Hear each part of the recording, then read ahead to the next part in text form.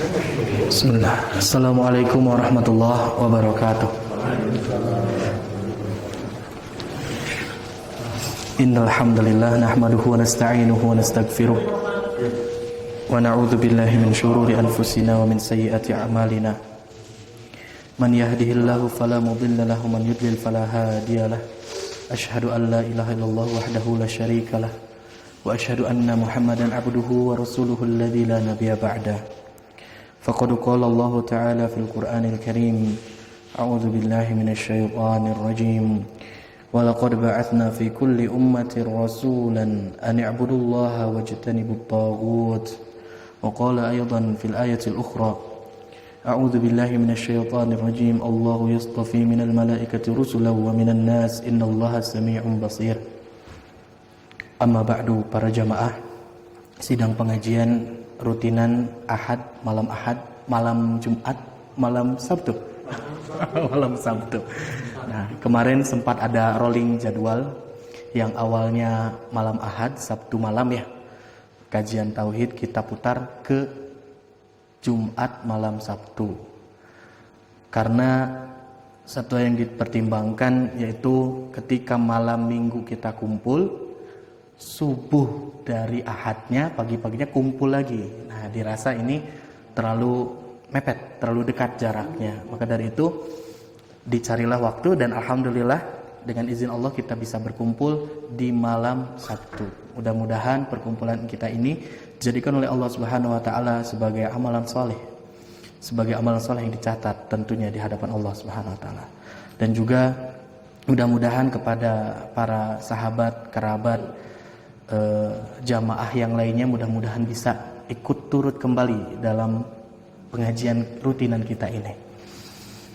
Para jamaah sekalian, pembahasan kita sekarang mengenai kajian tauhid dan alhamdulillah kita telah masuk membahas mengenai bagaimana cara kita untuk beriman terhadap Rasul-Rasul Allah Subhanahu wa taala berikut dengan para nabinya. Sebelumnya kita telah bahas iman kepada Allah, iman kepada para malaikat Allah, iman kepada kitab-kitab Allah, khusus kepada Al-Quranul Karim. Dan sekarang kita bahas iman kepada Rasul-Rasul Allah seluruhnya, dari Nabi Adam sampai Nabi Muhammad. Dan nanti ada rincian mengenai bagaimana cara kita untuk beriman kepada Nabi kita khusus, yaitu Nabi Muhammad SAW.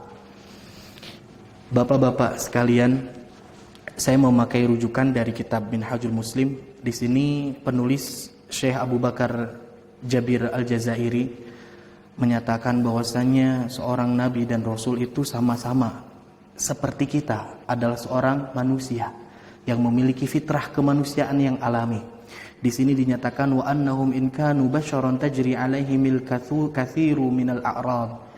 Mereka itu sama seperti kita, manusia berjalan di muka bumi ini, kadang-kadang juga pernah merasakan yang namanya sakit. Minal a'radil basyariyah, hal-hal yang berbau kemanusiaannya itu memang nampak. Fayakulun, mereka sama, para nabi dan rasul ini sama-sama makan seperti makannya kita. Wayashrabun, mereka pun sama minum. Wayamradun, mereka pun pernah merasakan sakit. Wayasihun, dan mereka pun diberikan kesehatan. Wayansawna wayadhkurun, bahkan Syekh Abu Bakar Al-Jabir Al-Jazairi ini menambahkan wayansawun, kadang-kadang ada juga nabi dan rasul pernah diberikan lupa. Wayadhkurun, dan juga mereka mengingat. Wayamutun, mereka meninggal, mati. Wayahyaun, dan mereka hidup pula, sama. Nah, namun ditambahkan fahum akmalu khalqillahi ta'ala, namun mereka itu memang sebaik-baiknya, sesempurna-sempurnanya ciptaan Allah Subhanahu wa taala. Nah, karena apa ditambahkan sesuatu yang lebih di antara para nabi dan rasul ini? Yang pertama karena keimanan mereka, itu yang pertama. Dan Allah Subhanahu wa taala pun menyematkan mukjizat kepada setiap nabi dan rasul. Dan Allah Subhanahu wa taala pun memberikan kekuatan yang lebih dibandingkan manusia biasanya. Namun yang harus digarisbawahi para jamaah sekalian, lupanya para nabi dan rasul berbeda dengan lupanya kita. Mereka lupa terhadap sesuatu yang tidak mengganggu terhadap syariat. Contoh, Rasul dan Nabi ini tidak pernah lupa menyampaikan satu ayat walaupun hanya satu huruf sekalipun. Yang itu sudah menjadi amanah mereka untuk menyampaikan wahyu dari Allah kepada kita. Lupanya itu mungkin lupa terhadap sesuatu yang manusiawi. Kalau saya kemarin lupa baca doa. Doa keluar masjid apa? Astagfirullahaladzim, lupa. Pas ketika sholat ingat lagi. Allahumma ftahli abwaaba rahmatik. Kaki kanan masuk masjid, Allahumma inni as'aluka min fadlik. Nah, itu keluarnya. Udah gitu, doa yang paling pendek dalam doa iftitah, doanya adalah subhanakallahumma wa bihamdika wa tabarakasmuka wa ta'ala jadduka wa la ilaha ghairuka. Itu adalah doa yang direkomendasikan oleh sahabat Umar bin Khattab kepada Rasul dan Rasul menyetujuinya. Itu doanya Pak. Kemarin sempat lupa ya. Namanya manusia. Nah seperti itulah. Namun Rasul tidak pernah lupa dalam menyampaikan kebenaran, dalam menyampaikan risalah agama. Hal yang menguatkan di dalam Al-Quran mengenai keimanan kepada Nabi dan Rasul tercantum. Yang pertama, ini sangat banyak sekali ayatnya, saya akan pilih saja. Yang pertama ada dalam surat An-Nahl ayat 36. A'udzubillahi minasyaitonirrajim. Wa laqad ba'atsna fi kulli ummatin rasulan. Dan sungguh kami telah utus fi kulli ummatin, pada setiap-tiap umat, rasulan, seorang rasul. Ani'budullaha wajtanibut taghut. Tugasnya sama seluruhnya. Yang pertama itu adalah beribadah kepada Allah, wajtanibut taghut, dan juga menjauhi sesembahan lain selain Allah Subhanahu wa taala. Nah, nanti kita akan bahas juga apa perbedaan menjadi dari taghut, arbab, andad, ilah yang lain. Nah, nanti ada pembahasan merinci mengenai sifat-sifat khusus mengenai syirik yang dianggap syirik oleh Allah Subhanahu wa taala dalam peribadahan, tentunya yang melenceng dari tauhid. Dan di ayat yang selanjutnya, nah saya akan bacakan ayat yang cukup panjang, Bapak-bapak nanti bisa lihat di dalam surat An-Nisa ayat 163, 164 dan 165. Di sana menceritakan bahwasanya Allah Subhanahu wa taala memberikan wahyu terhadap Nabi Muhammad. Berikut juga memberikan wahyu kepada Nabi Nuh dan kepada nabi-nabi setelahnya. Berikan wahyu kepada Nabi Ibrahim, Ismail, Ishaq, wa Yaqub wal asbat, dan juga para keturunannya. Wa Isa wa Ayyub wa Yunus wa Harun wa Sulaiman, diberikan seluruhnya wahyu. Wa ataina Dawuda zaburan, dan diturunkan diberikan kepada Nabi Daud alaihissalam zabur, kitab Zabur. Zabur teh kalau bahasa Jawa mah di saya artinya makanan Pak. Makanan ringan seperti lepet, jagong yang dibungkus-bungkus lemper itu sebutnya jaburan. Zaburan. Nah, di sini Zabur itu sebetulnya adalah nama kitab yang diberikan kepada Nabi Daud. Wa rusulan qad qasasnahum 'alaika, dan rasul-rasul yang telah kami ceritakan kepada engkau. Min qablu, dari sebelum Nabi Muhammad SAW. Wa rusulan lam naqsushum 'alaika, dan juga ada rasul-rasul yang kami tidak sebutkan kisahnya, yang kami tidak ceritakan kisahnya kepada engkau Nabi Muhammad. Nah, wa kallamallahu Musa taklima. Ini ayat yang tegas menyatakan bahwasanya Allah Subhanahu wa taala langsung bertemu dengan Nabi Musa dan bercakap-cakap secara langsung. Ini berbedaan dengan nabi-nabi yang lainnya. Salah satunya itu adalah Nabi Musa diberikan kesempatan oleh Allah untuk mendapatkan wahyu dengan langsung bercakap-cakap. Nah, seperti itu. Rusulan mubasysyirin wa mundzirin. Rasul-rasul ini membawa apa? Pertama, membawa kabar gembira, diberitahukanlah surga. Kehidupan setelah kematian, ada kehidupan yang abadi. Wa mundzirin, hati-hati. Rasul sallallahu alaihi wasallam pun seluruhnya para rasul, mereka memberikan peringatan kepada para umat-umat mereka. Li'alla yakuna linnasi 'alallahi hujjah, supaya apa? Supaya tidak ada di kalangan manusia yang mereka mengambil satu alasan terhadap Allah Subhanahu wa taala ba'da rusul, setelah diutusnya rasul kepada mereka. Wal mizan war rusul wa kana Allahu azizan hakima, dan keadaan Allah itu maha perkasa juga maha adil, maha bijaksana. Para jamaah pengajian rutin yang sama-sama mengharap ridha Allah Subhanahu wa taala, itu adalah salah satu ayat-ayat yang dinukil bahwasanya di dalamnya tersemat pertama Allah itu selalu memberikan setiap golongan, setiap umat itu rasul. Dan hebatnya di umat-umat terdahulu kadang-kadang di waktu yang bersamaan Rasul sallallahu alaihi wasallam utus lebih dari satu rasul, lebih dari satu nabi. Contoh Nabi Musa dan Nabi Harun itu kan masih saudara. Nabi Musa karena ada keterbatasan, ada beberapa riwayat, salah satunya karena keterbatasan berbicara Nabi Musa alaihissalam, karena dulu sempat memilih untuk memakan bara api untuk dimasukkan dibandingkan memilih susu. Nah, ketika diuji oleh Firaun itu ya, nah sehingga agak kesulitan dalam berucap dan bercakap, sehingga Nabi Harun dipintakan untuk menjadi nabi dan diangkat oleh Allah Subhanahu Wa Taala. Itu dalam generasi, dalam fase kehidupan waktu yang sama. Ada juga yang lain, Nabi Ibrahim alaihissalam bersamaan dengan zamannya Nabi Lut, ternyata Pak. Kisahnya seperti itu. Kisahnya seperti itu. Jadi sebelumnya itu seperti itu. Namun pada zaman Nabi Muhammad alaihissalam sallallahu alaihi wasallam, nah, Allah Subhanahu wa taala hanya menyebutkan satu nabi saja.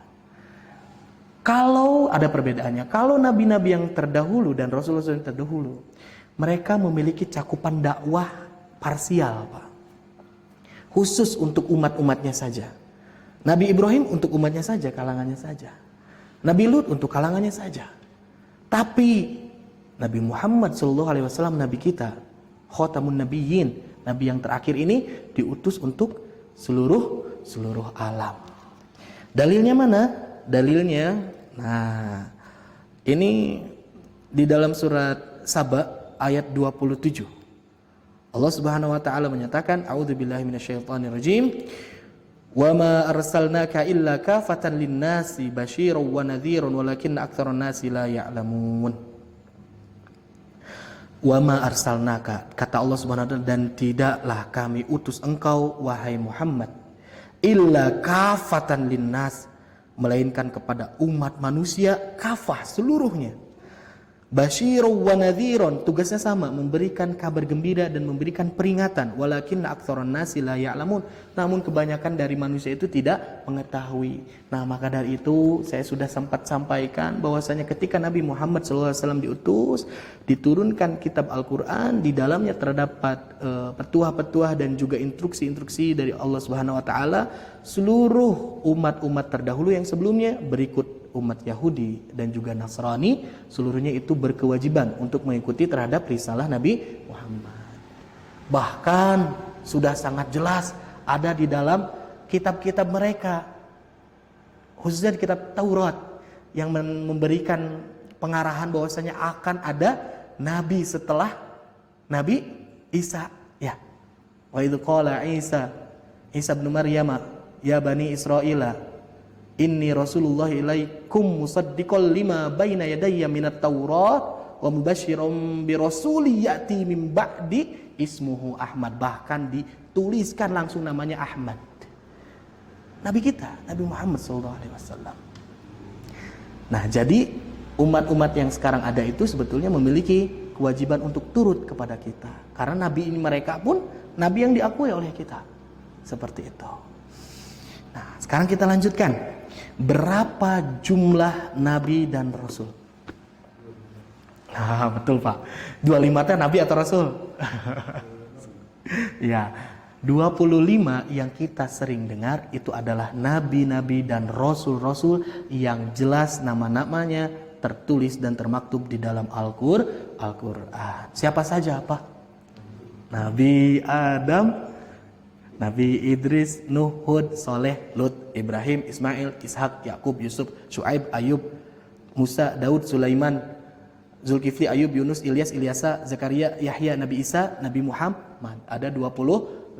Dihitung lagi kalau nggak percaya mah ya. Ada 25.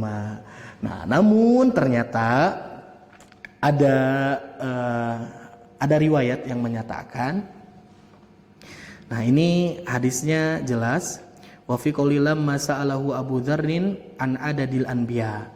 Ketika Abu Dzar, sahabat Nabi SAW, bertanya kepada Rasul, kepada Nabi Muhammad SAW, an adadil anbiya, mengenai jumlah para nabi wal mursalin, dan orang-orang yang menjadi rasul, para rasul, minhum, dari mereka, faqala, Rasul SAW menjawab, mi'atun wa ishruna alfan wal mursaluna minhum. Para rasul ini, yang menjadi para rasul itu ada 120.000. Nah, 120.000. Nanti. Sebentar. Oh, terbalik. Wal mursaluna minhum 313. Nah, rasul itu jumlahnya ada berapa? Ada 313. Kalau di riwayat ini menyebutkan 313. Adapun nabi yang tadi disebutkan 120.000 nabi. Di dalam riwayat Imam Ahmad pun pernah dituliskan bahwasannya jumlah nabi itu ada 124.000. Adapun rasul 310 orang rasul. Nah, jadi memang kapasitasnya lebih banyak nabi. Itu menurut riwayat-riwayat yang pernah saya dapatkan. Barangkali ada yang lain, boleh nanti kita samakan ya, kita tambahkan rinciannya. Dan selanjutnya, bapak-bapak dan para jamaah sekalian, ibu-ibunya belum ada, kira-kira apa perbedaan dari nabi dan rasul? Pak Zainal boleh? Kalau mau menambahkan, Pak Pandut boleh? Asal ya, boleh. Nabi Khidir itu kategorinya nabi atau rasul? Terus dia diutus untuk siapa? Untuk siapa? Nah, ini saya sempat membaca literaturnya. Nabi Khidir itu kita pun kadang-kadang salah menyebutnya. Apakah Khidir pakai ha, dal, ro? Apakah Khizir ataukah Khizir? Nah, ternyata kayaknya terlalu besar ya ngahyungnya. Nah, itu berasal dari kata kho, bod, dan ro, khidr. Dan ternyata kata khidr ini tidak terdapat di dalam Al-Quran secara langsung. Eksplisit itu nggak ada, Pak. Coba nanti kita cari ya, takut saya salah juga. Yang saya tahu tidak ada nama kata khidr di dalam Al-Quran. Yang ada disebutkan itu adalah seorang hamba. Seorang hamba yang diberikan sesuatu yang lebih dari ilmu yang ada itu. Namun ada yang menafsirkan bahwasanya namanya Khidr, seperti itu. Itu yang pertama. Maka dari itu salah satu alasannya kenapa tidak masuk ke dalam 25 nabi yang kita ketahui. Itu yang pertama itu. Dan yang kedua, ada perbedaan di antara para ulama. Apakah Khidr itu sebagai rasul, nabi atau manusia biasa? Karena ada yang namanya dicantumkan di dalam Al-Quran, namun dia tidak diangkat menjadi nabi. Contohnya siapa? Imran, yang laki-laki ya. Udah gitu, Sayyidatuna Siti Maryam banyak diceritakan. Ya, istrinya Firaun juga disebutkan, walaupun tidak langsung Asia namanya ya. Tapi itu tidak diangkat menjadi nabi. Nah, yang saya baca ada yang menyatakan bahwasanya Khidr ini itu dia bukan nabi, hanya seorang hamba yang diberikan kelebihan, khususnya didatangkan ketika zaman Nabi Musa alaihissalam. Ada yang kedua berpendapat ini seorang nabi walaupun tidak dicantumkan ke dalam 25. Karena apa? Karena dia melakukan satu tindakan dan dia nyatakan sendiri di dalam ayatnya. Aduh, nanti saya cari lagi ayatnya ya. Nah, dia itu melakukan satu pekerjaan itu karena atas dasar perintah dari Allah Subhanahu wa taala. Jelas kalau orang dapat wahyu, dapat perintah itu namanya nabi. Terus ada tambahan yang menarik. Kenapa ada orang yang menyaksikan dia bukan seorang nabi? Dia itu manusia biasa. Karena ada orang-orang yang memanfaatkan sesuatu.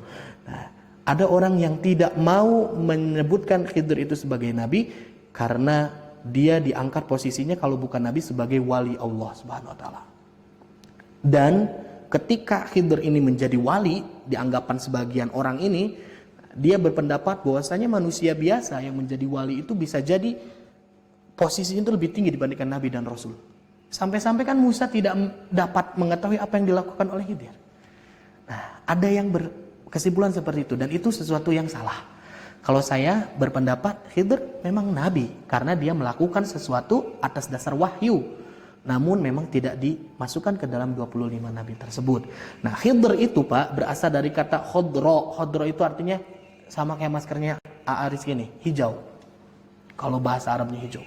Kenapa bisa seperti itu? Karena ada satu kisah yang menceritakan wallahu alam ini apakah Israiliyat, kisah-kisah Israel ataupun tidak. Khidir itu setiap dia duduk di satu tempat, maka di belakang ladang yang ada di belakang itu menjadi hijau. Makanya sebutnya Khidir. Nanti kita cari lagi deh. Itu yang saya tahu Pak mengenai Khidir. Kita kembali lagi kepada pembahasan Nabi dan Rasul. Apa bedanya? Saya dari kecil diberitahu kalau Nabi itu dia dapat wahyu, namun dia tidak sebarkan kepada yang lain. Wahyunya dia pegang, dia genggam keimanan itu untuk dirinya sendiri. Yang saya tahu seperti itu dulu. Kalau Rasul apa bedanya? Ya kalau Rasul dia setelah mendapat wahyu, dia sebarkan kepada orang dan ajak orang untuk mengikuti wahyu yang dia dapatkan dari Allah Subhanahu wa taala. Nah, ternyata dari pendapat ini, dari definisi ini ada sesuatu yang bertentangan dengan dengan hadis dari Nabi SAW berikut dengan Al-Quran yang telah Allah turunkan sendiri. Kalau misalkan seseorang Pak mendapatkan ilmu dan dia tidak sebarkan ilmu itu, maka dia termasuk orang yang rugi, orang yang berdusta, orang yang menutup-nutupi kebenaran. Apakah Nabi kita akan disematkan sebagai orang yang seperti itu? Ya tidak bisa. Maka dari itu definisinya kurang cocok. Nah, definisi yang benar itu Nabi dan Rasul sama-sama mendapat wahyu. Ya, sama-sama mendapat wahyu. Sama-sama mengajak kepada kaumnya, kepada umatnya. Sama dengan Nabi Harun. Dia kan mengajak juga kepada umatnya. Sama-sama mengajak. Bisa jadi Nabi dan Rasul tersebut mendapatkan kitab. Sama dalam Al-Quran disebutkan bahwasanya Nabi juga mendapatkan kitab. Untuk apa? Untuk menegakkan satu keadilan. Tapi ini berbeda pendapat juga ya mengenai mendapat kitab. Yang jadi titik perbedaannya, kalau Nabi itu berdakwahnya, syariatnya mengikuti syariat Nabi yang sebelumnya. Tapi kalau Rasul, dia diberikan syariat, jalan untuk beribadah kepada Allah Subhanahu wa taala dengan jalan yang lain. Namun tetap intinya tauhid, seperti itu. Sebagai contoh, pada kasus Nabi siapa ya yang ketika bertaubat itu harus bunuh diri? Nabi Musa ya. Nah, Nabi Musa salah satu cara untuk bertaubatnya itu adalah dengan mengakhiri hidupnya sebagai penebusan terhadap dosa-dosa yang telah diperbuat. Tapi syariat Nabi Muhammad Sallallahu Alaihi Wasallam bertaubat tidak harus seperti itu. Cukup intina taubat manaon, ngaku salah, meninggalkan, tutup dengan yang baik, seperti itu. Ya. Nah, itu salah satunya. Jadi syariatnya yang berbeda. Yang saya tahu seperti itu. Kalau di sini di dalam kitab ini dinyatakan bahwasanya inna rasula man auha ilaihi bi syar'in jadid. Sungguh Rasul itu adalah orang yang mendapatkan wahyu bi syar'in jadid dan juga diberikan kepada Rasul tersebut syariat yang baru. Wan nabiyyu huwal mab'uts. Nabi itu adalah orang yang diutus li taqriri syar'i man qablah. Untuk menegaskan, untuk menguatkan, untuk membuat lebih baik syar'i man qablah terhadap syariat Nabi yang sebelumnya. Nah, itu kalau menurut definisinya. Oke, sekarang kita lanjutkan pembahasannya masih mengenai cara mengimani Nabi dan Rasul secara keumuman. Nah, di sini saya sudah rangkum. Yang pertama, arti dari iman kepada Nabi dan Rasul secara keseluruhan adalah meyakini dan membenarkan Nabi dan Rasul itu benar-benar dipilih oleh Allah Subhanahu wa taala dan diberi tugas langsung oleh Allah untuk apa? Untuk memberikan misi tauhid kepada umatnya, intinya itu. Yang kedua, kita pun harus mengimani mengenai nama-nama Nabi yang jelas yang ada tertulis di dalam Al-Quran. Yang 25 itu kita jangan sampai mengingkari salah satunya. Itu harus kita imani dengan nama-namanya. Apalagi kalau kita tahu kisah-kisahnya. itu lebih bagus lagi karena untuk mendapatkan hikmah dari kisah-kisah nabi-nabi terdahulu. Timbullah pertanyaan, terus kalau nggak hafal nama gimana? Namanya 25 kadang-kadang lupa gitu ya. Malaikat yang 10 saja yang wajib diingat kadang-kadang hilang gitu. Ininya 25 gimana? Saya pernah baca salah satu pakar sejarah yang menyebutkan cara mengimani yang 25 itu kalaulah bisa dihafalkan nama-namanya secara langsung itu bagus. Tapi kalau tidak pun cukup ketika kita dengar nama dari yang 25 ini kita yakin oh itu teh nabi. Misalkan Ayub misalkan ya. Walaupun kita tidak hafal runtutannya, ketika kita dengar kita yakin oh itu teh nama nabi gitu. Setidaknya kita ngeh terhadap nabi. Seperti itu. Yang ketiga, membenarkan semua berita yang datang di dalam Al-Quran dan hadis mengenai nabi-nabi Allah Subhanahu Wa Taala. Kalau Allah Subhanahu Wa Taala sudah menceritakan kisahnya Nabi Yusuf, misalkan dalam Al-Quran panjang kan kisahnya, kita yakini bahwasanya kisah itu benar, gak ada yang salah. Berikut pun dengan apa yang disampaikan oleh Rasul, menceritakan tentang Nabi Ayub dan Nabi Sulaiman misalkan. Ada yang menarik mengenai Nabi Ayub dan Nabi Sulaiman, Pak. Dua-duanya ini adalah hamba Allah yang soleh. Khusus di dalam Al-Quran diceritakan mengenai kisahnya. Dan dua-duanya ini diuji oleh Allah Subhanahu Wa Taala dan dua-duanya berhasil. Tapi jenis dan bentuk ujiannya berbeda. Kalau Nabi Ayub diberikan ujian dengan sakit, sesuatu yang menyulitkan. Anak-anaknya seluruhnya sampai ke pembantu-pembantunya pun meninggal. Seluruh hartanya habis. Bahkan ketika beliau dihinggapi penyakit kulit sehingga timbullah bau yang tadinya diagungkan, dipuji di kampungnya langsung ditinggalkan, bukan ditinggalkan, diusir oleh penduduk kampung saking tidak mau kena dari penyakit itu dan juga tidak kuat oleh baunya. Diuji dengan sesuatu yang sangat berat Nabi Ayub. Sampai istrinya pun akhirnya diceritakan di akhir tidak mampu untuk bersabar. Ya, hingga Allah berikan hukuman itu dengan memukulkan rotan kalau istilah kita mah ya, kayu ataupun nyerek ya 100 kali pukulan. Tapi Nabi Ayub mengubahnya, rotanan 100 pukulkannya 1 kali. Ya, dikisahkan seperti itu. Karena apa? Saking rahmahnya Nabi Ayub alaihissalam diberikan ujian dengan sakit yang begitu lama, belasan tahun. Sampai-sampai ada istilah beliau itu malu untuk meminta kesembuhan kepada Allah Subhanahu Wa Taala. Karena apa? Lebih banyak sehatnya dibandingkan sakitnya, gitu. Dan dia dan beliau Nabi Ayub alaihissalam itu berhasil menerima ujian dari Allah dengan bersabar. Akhirnya Allah sembuhkannya itu dengan apa? Dengan ada Allah perintahkan untuk memakai satu air ya, dalam satu bejana. Nah, air tersebut dipakai untuk minum. Sisanya untuk dimandikan di badannya dan alhamdulillah dengan itu akhirnya menjadi sehat lagi. Akhirnya sukses. Dan yang kedua Nabi Sulaiman ini sama diuji oleh Allah, tapi diujinya bukan dengan kesengsaraan, tapi dengan kesenangan dalam artian sesuatu yang bergelimang, harta yang banyak, kerajaan yang tinggi, bahkan diberikan Istri yang cantik. Ratu siapa? Masya Allah, istri yang mempesona dan juga diberikan kemampuan untuk memahami bahasa binatang. Ya, nah dan juga Nabi Sulaiman ini berhasil dengan bersyukur gitu. Nah jadi kalau kita tahu nih kisah-kisahnya, masya Allah itu dapat hikmah, kita dapat spirit baru lah. Walaupun memang keimanan kita dan ujian para nabi itu tidak sama dengan kita, setidaknya lah gitu ya. Ya. Di Sulaiman Pak. Ya. Diuji dengan semua Pak, walaupun dia.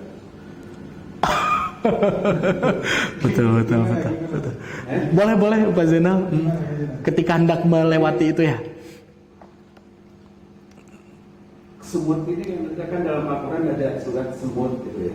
Ya. Semuanya ya yang saya bilang tadi itu. An-Naml lah. Belajar mengenai arti syukur gitu ya. Oh betul. Waktu saya baca Saudara itu Betul. Waktu Nabi Sulaiman dalam perjalanan, dia nggak tahu di sana akan lewat lembah Semut, ya. Tapi karena Sulaiman ini diberi ilmu segalanya, ya. Betul. Sampai jin, sampai Nah. dia semuanya lah. Betul. Sehingga dia tidak sadar dia lewat dari semut, sehingga kemungkinan pasti semut akan terinjak. Tapi pada saat itu ada seekor semut yang berkata, hei umatku semut, ini saya bebas saja ceritanya Pak ya. Boleh. Minggirlah, Nabi Sulaiman akan lewat. Dia nggak sadar bahwa kita ada di sini. Dan kemudian Nabi Sulaiman pun mendengar sambil senyum. Akhirnya pasukannya diberhentikan. Ya. Pada saat pasukan itu berhentikan, kemudian semut semua kalang kabut melewati sarangnya. Itu saya baca ceritanya dengan teliti gitu Pak. Nah, tapi apa yang terjadi setelah kemudian masuk Sulaiman lewat, Raja Semut berkata, saya bangga dengan Nabi Sulaiman karena dia mengerti dengan bahasa semut. Dia mengerti bahasa semut sehingga tidak seekor semut pun yang mati. Nah, setelah itu Nabi Sulaiman senyum yang kedua kalinya. Pertanyaan saya, kenapa dia tidak mengucapkan alhamdulillah, tapi dia senyum? Artinya Nabi Sulaiman pada saat itu lalai menggunakan ilmu bahasa semut. Seandainya dia mau, hai semut saya akan lewat, berarti dia menggunakan. Tapi dia pergunakan setelah ada mendengar Ucapan semut. keluar. Nah, sehingga di sanalah maka Nabi Sulaiman sadar gitu. Sehingga dia berdoa. Nah, ini yang makna syukur yang saya coba. Ya Allah, berikanlah aku ilham untuk mensyukuri nikmat-Mu. Ya, terus yang telah Engkau berikan kepada diriku dan orang tuaku, supaya aku dapat berbuat lebih baik. Jadi artinya Nabi Sulaiman sadar gitu. Oh iya ya, saya diingetin. Ya. Jadi makanya saya mencoba pernah cerita dengan Pak Farhan. Syukur itu adalah apa yang kita punya terus apa yang kita pikirkan. Dia nggak memikir, nggak terpikir dia tuh. Sajanya Pak Farhan gitu punya uang 1.000 perak gitu ya. Tapi nggak terpikir. Tapi saya kalau disebut, tuh kasih anak kecil 1.000 perak baru. Saya kira itu Pak. Jadi antara tadi ada dua bedanya Pak ya. Ada waktu sedikit ya. Boleh Pak. Ini ada sharing aja. Saya soalnya mempelajari antara Nabi Ayub dan Nabi Sulaiman. Nabi Ayub waktu sakit dia tidak pernah minta sembuh. Tapi anggota WA grup yang sakit dia langsung upload, oh saya lagi sakit. Nabi Ayub berdoa, ya Allah, aku diterima sakit. Tapi aku yakin Engkau adalah orang yang maha penyayang dari segala yang penyayang. Betul. Nabi Sulaiman, dia doanya, berilah aku kemampuan untuk mensyukuri nikmat-Mu. Artinya di sini dia diuji gitu, karena harta itu jadi ujian di sana, dia tidak dapat mensyukurinya gitu. Setelah diingatkan sama semut, baru dia disyukuri. Iya, betul Pak. Yang saya dapat peroleh dari dua cerita. Sehingga sekarang itu saya kalau ada teman yang sedang sakit ya, semoga cepat sembuh. Saya enggak, jangan-jangan dia teman itu Allah sedang menyayanginya gitu. Iya. Oke, betul Pak. Mengenai kisahnya, betul. Insya Allah, alhamdulillah sudah mendapatkan hikmah dari pelajaran kisah tersebut. Yang saya tambahkan barangkali sedikit mengenai yang sakit ya. Nah, memang ada salah satu kisah para salafus saleh, seorang ulama dulu. Ketika beliau sakit Pak, didatangkan tabib Karena ulama ini sangat berpengaruh, didatangkan tabib ke rumahnya. Seorang dokter yang sangat lihai, yang sangat mumpuni. Namun beliau menolak untuk diperiksa. Dan berkata, saya sedang merasakan nikmatnya sakit. Tolonglah beri waktu kepada saya. Ini adalah waktu-waktu di mana semua yang saya dapatkan sebelumnya itu terasa sangat nikmat dengan sakit ini. Hingga akhirnya tabibnya tidak mau dipersilakan untuk pergi. Nah, seperti itu. Timbullah salah satu pemikiran bahwasanya, terus gimana kalau kita sakit? Apakah kita harus langsung berdoa kepada Allah meminta kesembuhan? Dan memang itu yang dicontohkan oleh Rasulullah SAW pun sendiri seperti itu. Memang ketika kita sakit, maka Rasulullah SAW bahkan langsung berikan dengan doanya, Allahumma rabban nas. Ada beberapa riwayat ya, adhibil ba'sa, sampai menyatakan, hilangkan ya Allah, pergikan al-ba's, sesuatu yang menyakitkan, sesuatu yang menyulitkan terhadap seorang itu. Adhibil ba'sa, itu diberikan. Allahumma anta syafi la syafiya illa anta syifaan la yughadiru saqaman. Itu adalah langsung doa yang Nabi SAW ajarkan kepada kita ketika kita sakit. Nah, dalam arti Pak, dari kedua hal ini jadi saling menarik. Yang pertama itu tidak berdoa dalam artian mensyukuri, dalam artian menikmati, dalam artian kita benar-benar dapat bertafakur dalam sakit kita. Nah, yang satu lagi ini meminta kesembuhan. Nah, dalam arti kita harus berada di dalam satu posisi, kita ketika ditimpa satu sakit, kita harus menerimanya, tafakur di situ, waktunya tadabbur, waktunya kifarat dosa itu, itulah. Nah, tapi dalam satu sisi kita pun meminta untuk kesehatan. Nah, kita pun meminta untuk kesehatan. Karena apa? Karena banyak sekali amal-amal yang ada dalam Islam yang tidak bisa berdiri dengan sempurna apabila kita sakit gitu. Nah, jadi gitu. Karena yang memberikan sembuh mah kan Allah, waktunya Allah, yang kita nggak tahu juga.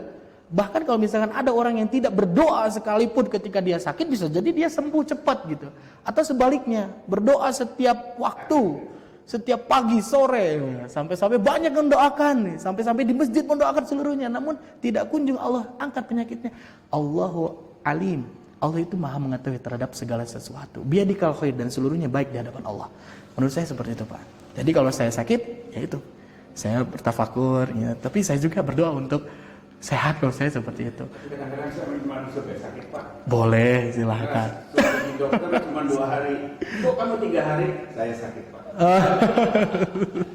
Sakit menikmati Pak. Masya Allah. Sakit gitu. Masya Allah, Masya Allah. Ya, namun ya seperti itu. Rasul SAW pun ya itu ada memberikan langsung bahwasanya berdoa seperti itu. Nah, itu barangkali yang saya tambahkan Pak. Nah, oke, selanjutnya sebelum kita tutup, ada beberapa hal yang menjadi hikmah. Satu hal lagi mungkin Pak, Ya. yang bisa sampaikan Pak. Saya sering baca di YouTube perbandingan agama. Ternyata di dalam agama tetangga sebelah itu pengertian Nabi dan Rasul bagi mereka nggak sama dengan kita Pak. Jadi seperti di sana Paulus disebutkan Rasul, tapi dia tidak mau Paulus disebutkan Nabi Pak. Ya. Sama halnya, jadi ini yang harus kita ini kan Pak Fahim ya, sama anak-anak gitu ya. Anak-anak kita pun seperti pelajaran saya, Nabi adalah yang dapat wahyu, tapi untuk kita diri sendiri Rasul itu. Kalau di sana enggak Pak. Di umat Kristen itu Rasul dengan Nabi pengertiannya lain. Jadi dia mengecoh anak kita, mungkin nggak paham silakan baca. Boleh. Rasul dari. Tapi kalau menurut saya kalau kita membagi-bagikan berarti kita nggak yakin sama yang apa yang artinya. Jadi Iya. oh sih memang itu artinya gini. Kita bukan nggak yakin. Yang kita ini kan itu dia mengatakan kata Rasul di dalam Alkitabnya itu. Nah, kalau Rasul di sana itu pengertiannya adalah orang yang ditunjuk oleh Yesus. Tadi juga saya mau nanya gitu. Apa Nabi Isa Jadi kalau dia ditunjuk sebagai murid-muridnya Yesus, itu dia disebut Rasul. Kalau Nabi nggak ada lagi katanya Pak. Nabi itu cukup sampai Nabi Yesus, dia bilang seperti itu. Jadi itu yang terjadi. Jadi kita sering dibanding-banding dengan orang Kristen gitu. Sama dengan perkataan Allah. Kalau Allah itu kita bagi Allah itu bagi kita adalah nama. Tapi bagi dia Allah itu sama dengan Tuhan. Jadi makanya disebut di sana itu ada Tuhan Allah. Allah Bapa. Jadi artinya Tuhan Bapa itu artinya. Oh seperti itu. Oh, saya baru tahu nih. Insya Allah. Iya. Kalau membanding-bandingkannya harus kita. Ya. Cuman yang harus ditetapkan dalam mempelajari usuluddin ya. Usuluddin atau dalam perbandingan agama itu, jadikanlah setiap pengetahuan itu untuk menguatkan keimanan dan akidah kita. Nah intinya itu, kita boleh mengenali dan juga meneliti terhadap agama yang lain. Nah seperti itu. Namun itu untuk menambahkan keyakinan kita terhadap agama kita sendiri. Karena apa yang ada di dalam agama mereka itu seluruhnya itu adalah sesuatu yang sudah dirusak dari aslinya. Udah ada tahrif, udah ada penyelewengan. Maka dari itu kita mempelajari di mana letak penyelewengannya sehingga mereka itu jadi berbeda. Harusnya kalau benar-benar Nasrani yang tulen itu harus ikut kita. Yahudi yang tulen itu harusnya ikut kita karena di kitab-kitab mereka itu sudah tercantumkan kan, jadi seperti itu. Yang maksud saya mau menambahkan seperti itu. Dan saya pun memang masih kosong dalam artian dari pengetahuan-pengetahuan terhadap agama-agama yang lain. Melainkan hanya sedikit saja. Itu barangkali insya Allah kita akan lanjutkan lagi diskusinya, luar biasa. Walaupun jumlahnya seperti ini tapi kualitasnya alhamdulillah ya. Alhamdulillah. Oke, barangkali itu saja dulu karena sudah mendekati waktu Isya. Kita tutup dengan bacaan hamdalah dan doa kifaratul majlis bersama. Alhamdulillahirabbil alamin. Subhanakallahumma bihamdik asyhadu an la ilaha illa anta astaghfiruka wa atubu ilaik. Wassalamualaikum warahmatullahi wabarakatuh.